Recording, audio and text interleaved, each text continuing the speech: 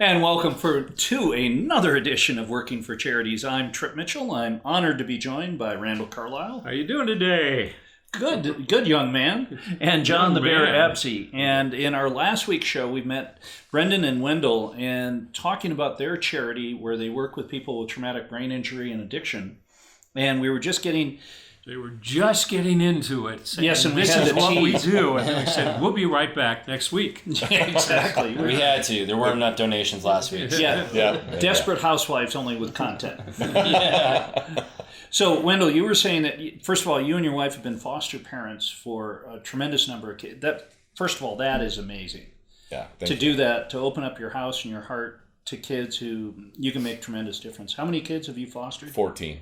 14, and you've adopted 4 of them. Adopted 4, yeah. So you're having a challenge with your son. Yeah. And the system just didn't work for you. And you decided to, Brendan, you've known from working together, to head up to the mountains and have some behavior modification. So why don't you start there? Let me tell you this. I would not want to go up in the mountains for behavior modification with him. So I said, I got to stop drugs. Nice I got to stop drinking. Fine, I will.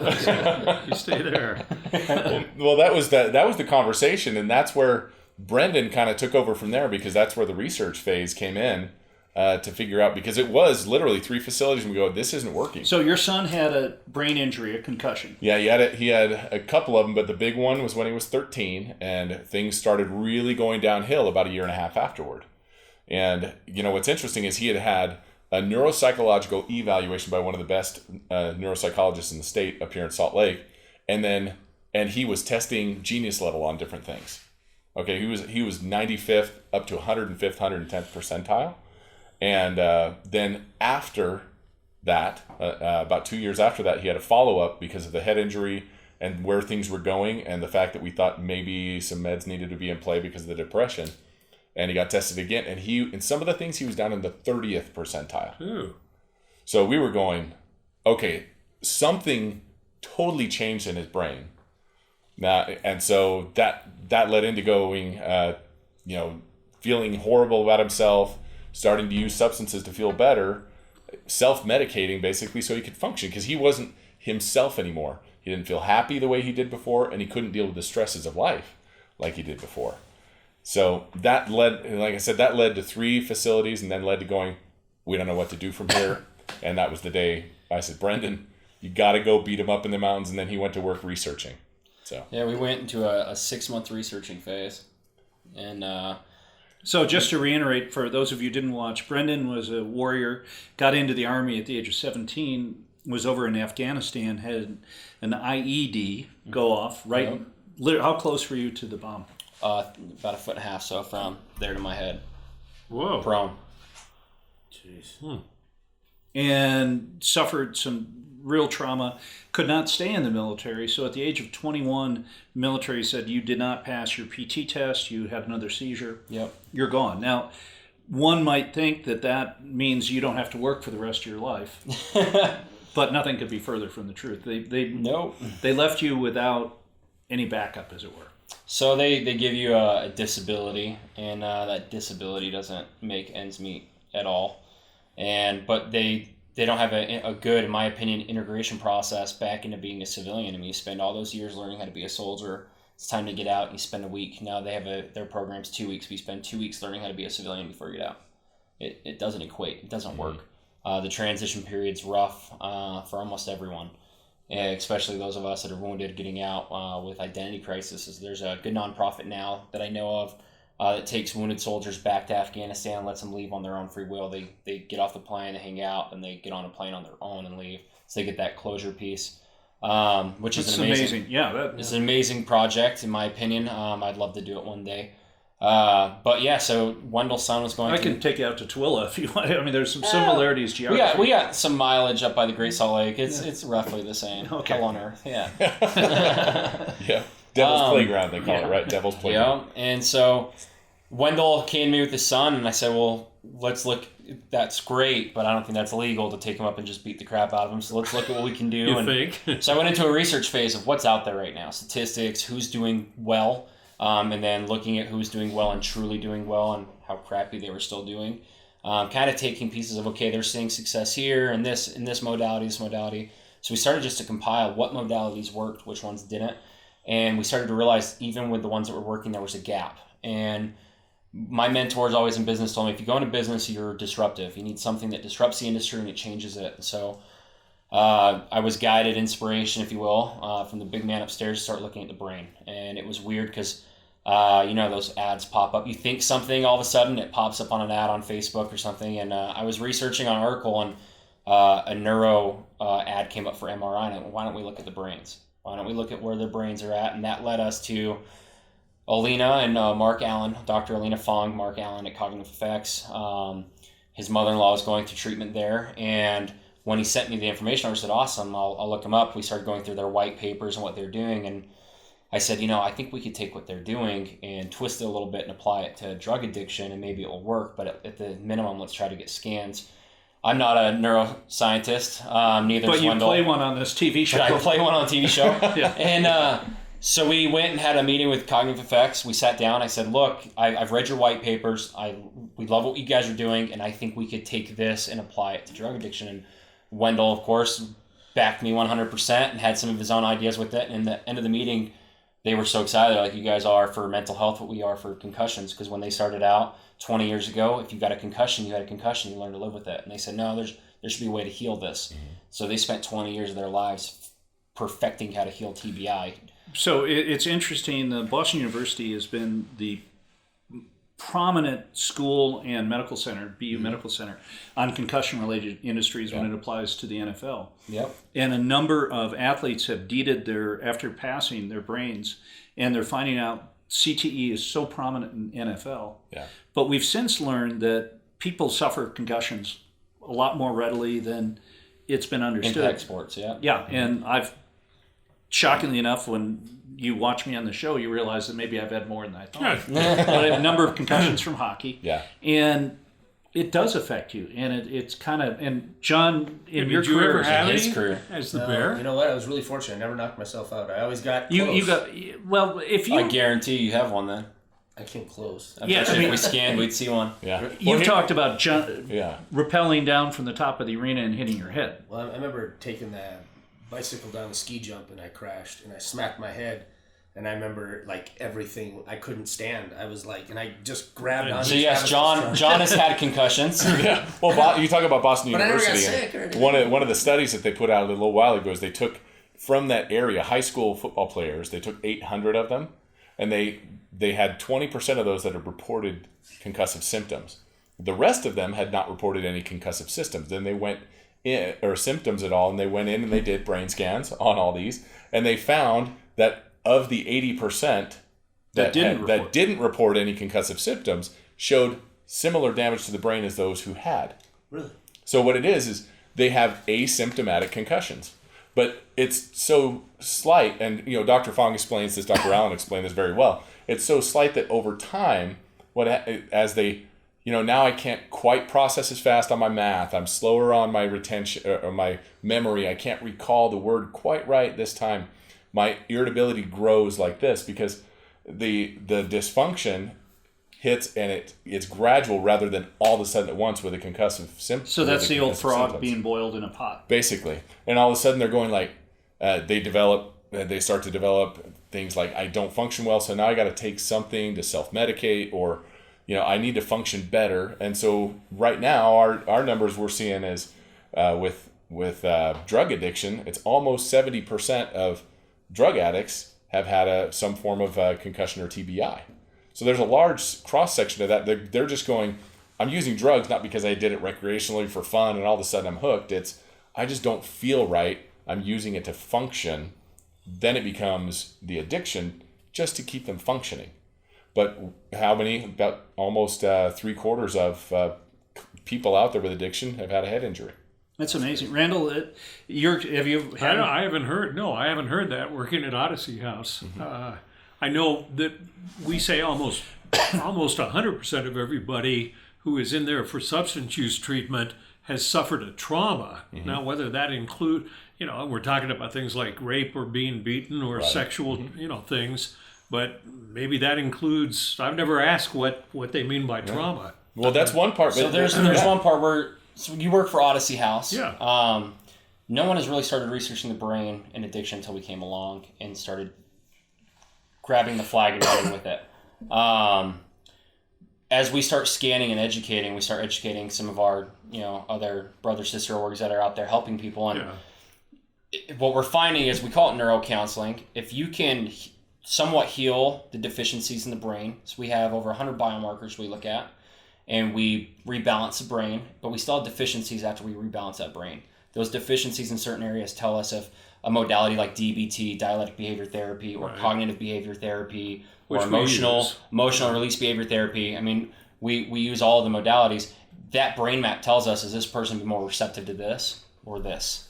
And so we're able to pinpoint what is more successful for the patient. Instead of treating them all cookie cutter, having the same below 10% success rates like everyone else in the industry, we tailor it to the individual. So we're going after the individual's dysfunction instead of the mass. It's really easy to say everybody that does drugs has experienced a trauma, because it's easy to say almost every human alive has experienced a trauma. I don't know any human that hasn't. That's not the excuse. The excuse is once someone does the choice and makes the choice to do drugs, once that drug is introduced into the system chemically, it alters the brain chemistry and it damages the brain. That's why it's a disability. That brain is then damaged. Without healing the damage in the brain, the likelihood of someone overcoming that lifelong, that's why you have people that will always say, I'm always an addict, or I'm always an alcoholic, I'm just one drink away. You guys are in AA, you hear that all the time. I don't believe that. Neither does Wendell. We don't believe that once an addict, always an addict. We believe you can truly cure and move past it. Yeah, 80%. By healing your deficiencies in the brain. Yeah, 80% of addiction with our scientists and what we believe, 80% of addiction is physiological. It's in the body, it's in the brain, and the other 20% is the behavioral piece. And when you can deal with the physiological component, so some of our other doctors and PhDs that work with us on this, like Dr. Ann Blake Tracy, and others that talk us through the understanding of alcoholism and what it does in the brain and what are the deficiencies there. Alcohol is a fast delivery system for glucose to the brain, dealing with those GABA receptors in the brain. And if you can quickly get glucose in the brain, somebody feels better. But what is the deficiency of glucose? The body's not breaking down sugars correctly. Probably a pre-diabetic type of thing. Our doctors are going, that's probably a pretty good assessment on somebody that's having an alcoholism, has alcoholism or is drawn to alcohol because they just need sugar in the brain faster. So therefore, balancing out blood sugars, fixing the diet. One of our biggest things, we've partnered with 1% Fitness to handle our nutritional aspect, customizing and tailoring the food for the individual to help them balance out their nutritional intake so they can heal the brain. We focus heavily on the keto diet with part of that because the research is showing that it reduces inflammation during this process and it helps to feed the brain the fats that it needs to rebuild the way that it needs to. You're saying, because Lee, Tripp, and I are recovering alcoholics, and you're saying that you could fix my brain so that I could go out and drink like a normal person? No, I would never tell you to go drink again. Go drink again. But we could fix your brain to where the cycle of addiction, right? Yeah. Cause effect. You are triggered. Your neural pathway, your normal neural pathway says, oh, we're triggered. Our dopamine production, our intake, what we need to be pushed to right now goes to, oh, I really want to drink. Like what we do with drug addicts, I really want my opioids. I really want my weed. I really want my heroin, my coke, whatever it is. The way the brain is mapped and the way it works is the trauma hits, the dopamine goes, and that next neuro that hits is, oh, I need to cope with this with my bad behavior. Instead, we take that, we heal that, we rewire the white matter of the brain to go, okay, your pattern now is no longer trauma, I need this to go cope. It is now trauma, work through the trauma, and continue forward. That is what we're saying by addict. Most addicts don't have control where they can ever return back to a drug. We're one drink away. You're an alcoholic for how many years, if you're open with it? Over 40 years, but I've been clean for 7. Mm-hmm. So 40 years clean for 7, we fix your brain. Let's say you go out and you have a drink and nothing happens. Let's say you go out and have a drink and you have a trauma happen. Something that goes back to where it's like, hey, now I need to get plastered. After balancing your brain out and rechanging your patterns and your habits over 7 days, which is what we do. We hijack that process of 144. We do it in a week. Then the skills you learn for the modalities that work for you, you wouldn't be like, oh, let's go get plastered. You then use the tools that you learn with us to go, oh, I need to go do this instead and put the drink down and walk away. Well, we're going to tease. We're going to take a short break. When we get back, we're going to find out if Randall's brain is going to be okay. Or John's. Yeah. Or John's. John's getting a scan. It's happening. Okay. Yeah, we're going to make that happen. You're watching Working for Charities. We'll be right back. And welcome back to Working for Charities. I'm Trip Mitchell, John Absey the Bear, Randall Carlisle, longtime newsman, now working for Odyssey House, and Brendan and Wendell are here talking about their new 501c3, where you guys are working very hard with some top-level research to come up with programs where you can reprogram the brain, and that is very controversial. Yeah. Very controversial. And Randall and I, and Lee, our producer-director, coming from a 12-step program where we always feel like if you have an alcohol or drug issue, you're never going to be cured. It's something you have to be, and plenty of people can go through great programs like Odyssey House and never have a drink or drug again, but it's not something you can ever pull your guard down. Yeah, we call it a complicated lifelong disease. Okay, you guys disagree with that? Well, what it is, the brain is a programming tool. The brain is something that controls everything that happens in your body. So let's say you broke down over time and programmed your brain to become addicted to a substance. Why is it not possible to unprogram the brain from that and program it to become, basically replace that response with something else? Like, the biggest thing they say in addiction recovery is you got to replace your addiction with a healthy addiction. So we're going to replace alcohol with the gym. You know, we are 1% Fitness, Rob and those guys, their big thing, they're open with their problems that they had. They went into the gym. It was fitness and nutrition that they focused on heavily to overcome their addiction.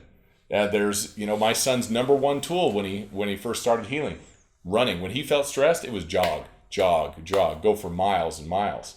But the part is, the brain is like a computer.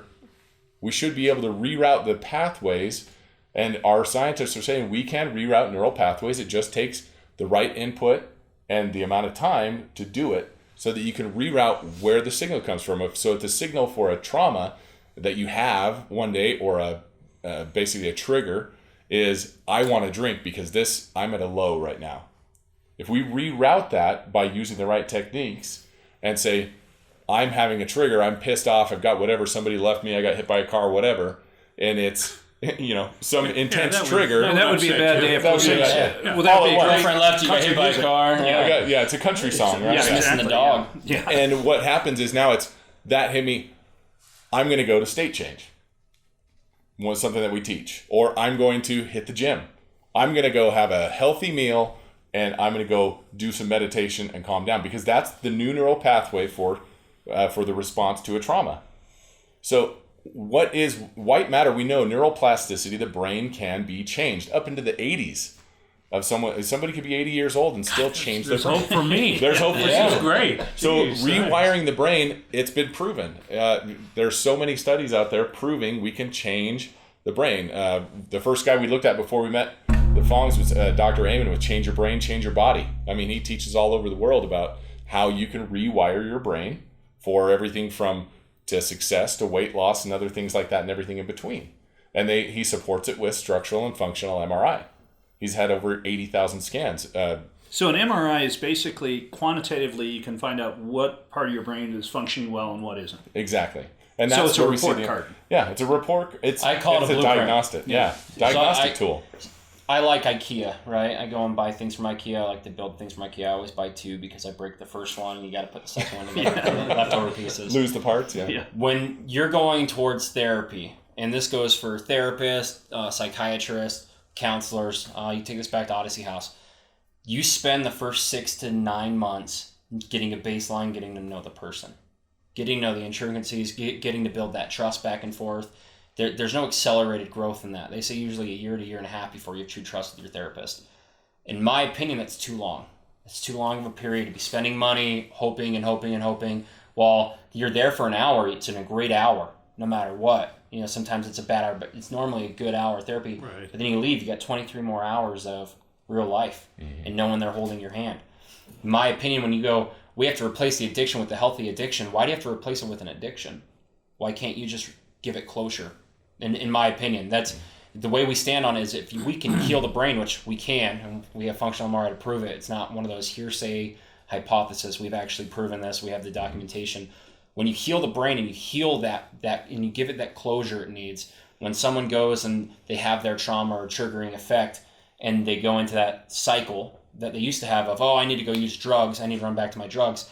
Outside of what we do, if you go to an AA program or somewhere else, they give you a healthy addiction. Sometimes they fill that with spiritual, with spirit, with God. Sometimes they fill it with the gym. Sometimes they fill it with golf. What happens if you healthy softball, which I just learned about, Yeah. sober softball. What happens when you have your trigger effect, it's 2:00 and it's snowing outside, you can't go play golf? Your replacement is not there. That's why relapse is so high. The percentage is so high because you can't truly replace a bad addiction with a good addiction. Because eventually you'll mess up and your bad addiction takes over because that neural pathway never went away. You never healed the brain.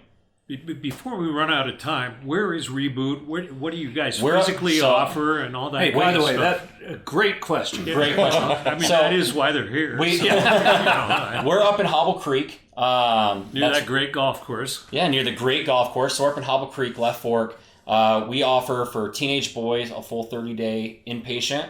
We also offer outpatient for teenage girls, and then for adults as well, male and female, a week-long brain reboot with outpatient follow-up counseling after. We offer 10 different modalities in just behavior, and then we pinpoint what the individual needs. It's tailored to the individual. Yeah. The best way to figure out what would work for somebody is for them to contact us and come in for an evaluation and get seen. So what is the phone number to call? So I have to remember. Put them on the spot. We just changed it. Yeah, we just The best changed way it to get a hold of the us, go to Reboot ReBoot Centers. Centers, so CENTERS.org, and there's a contact form on there, and I'll go to our team, and they push that to us, and either Wendell or myself will call you, or another staff member to schedule your appointment to come in. So, and the purpose of the show, working for Charities, and this was, I'm so lucky to have met Randall through AA and to met John through another TV show that we hear. And what we're doing is profiling young charities, 501c3s, and trying to give them a step up, a leg up to profile them on the TV show, provide them all the video here so you can get your word out. How tough has it been to start a new charity? And you guys are funding this out of your Oh yeah, funding so it we've been self-funding the whole time. We haven't made any money, so we are true 501c3. We don't take salaries. The money goes in, it goes back to the facility and to help other people heal. It has been hard because unlike most, it's not a franchise kind of 501c3. We're not a veterans in giving away retreat trips, or we're not a girls horse ranch where the results are there, they know the statistics, it's out there. When we first started this, it was, hey, we have this crazy idea to heal the brain, and they went, well, what's your background, what's your doctorate in? And it's like hard Your life. doctorate was in Afghanistan. Yeah, exactly. We both are doctorates are doctors of philosophy now. We got our PhDs earlier this year. And hopefully we'll get more research PhDs for the research we're doing, the white papers we're doing. We're currently in talks with Stanford right now to do a full white paper with them, research after we're done with our current one we're on now. But yeah, the hardest part is people to go to people and go, we can heal the brain. And they go, yeah, right. And now we've actually been doing it. We went and self-funded our facility. We started just treating, and we jumped into it head first. Now that the data's there and we have, over 20 scans, and we can go, hey, here's the data, here are the results, what would you like to see? It started to become more and more because the results are there. Now we have patients that have testimonials that are like, look, you saved my life. This is a miracle. I never thought this would work. From teenagers to adults. I mean, all across the spectrum, we have testimonials from everyone, from every walk of life. It's not just one demographic. Have you ever had a bear in? That's the question. That's what I wonder. What his brain looks like. We can't talk about future patients. My There's a football HIPAA coach used to issue. always tell me, it was so funny, he'd always look at me and he'd be like, Absy, it's got to be like Alice in Wonderland in that head of yours. Well, it's interesting. We just had a young lady through who was a star volleyball player and everything. And when she went in, all the time she'd been hit in the head. The funny part, she gets the scans and it's not showing damage in the typical areas. And she was going, I got yelled at a lot for just being slow on the court, for not responding quick enough, not tracking the ball, not tracking the other players, not setting it to the right place, not reading the rest of the court correctly. And it's like, why? And then we look at the brain, and it's those centers of the brain that control motor function, that control her eye movement and head tracking. But just all of those parts that have to do with interpreting the information from the eyes and putting it into usable information, they didn't work. They literally had zero blood flow. Flatlined, no blood flow. So I was like, and with a couple of the neuroscientists there at Cognitive FX, they went, how was she doing so well in volleyball with that kind of damage? That's significant damage. Are MRIs going to be like going to 7-Eleven at some point? Are they going to be If you could figure out a way to make them cheaper, Oh, yeah. hopefully you can go get a Slurpee and MRI at your local 7-Eleven. They said that about VHS machines back in the day. When those Yeah, you'll get your home version, like a microwave, and you'll just stick your head in there and turn the button on. But Right. for those of you watching, especially fans of the Bear, don't stick your head in the microwave. No, please. do not. Don't fall from the ceiling of Vivint, right? Yeah, don't fall. Well, you know the one thing when I was at that gala, the one gentleman that was up and he was talking, and it hurt my heart because you could just see, like the sadness in his eyes about the fact that he was talking. If you guys know his name, I don't remember it.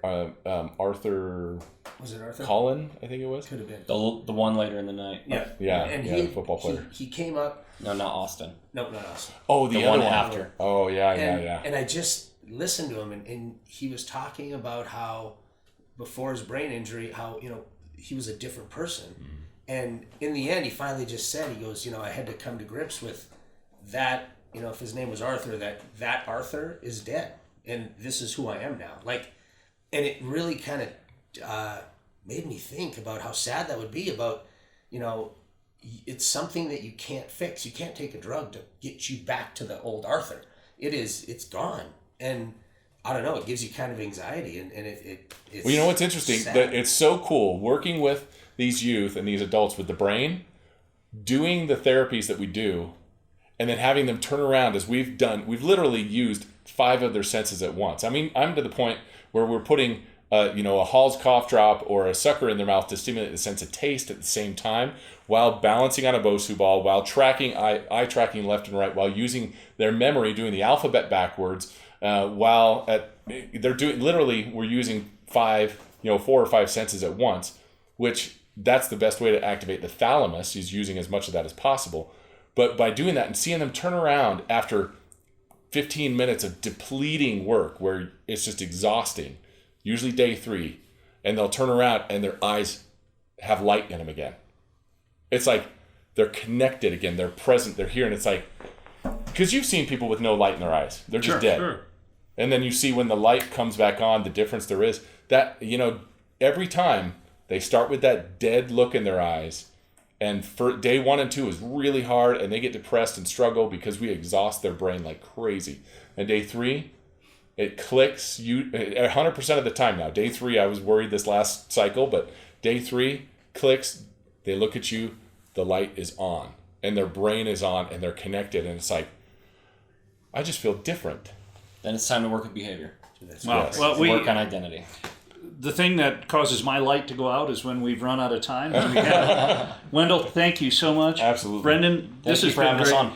John, as usual, when you book a guest, they're the best. No, these guys are amazing. I seriously got so and very absorbed controversial. in the story. Randall, you and I come from a Sure. little different background, being members of AA, and so this is controversial in some respects. But boy, I can see how the two philosophies could work together too. sure, and we will definitely talk about that in the future. Thanks to everyone involved, especially Lee, the gentleman who makes it happen on the other side of the glass. We'll see you next time. Thanks for watching. Goodbye, everyone.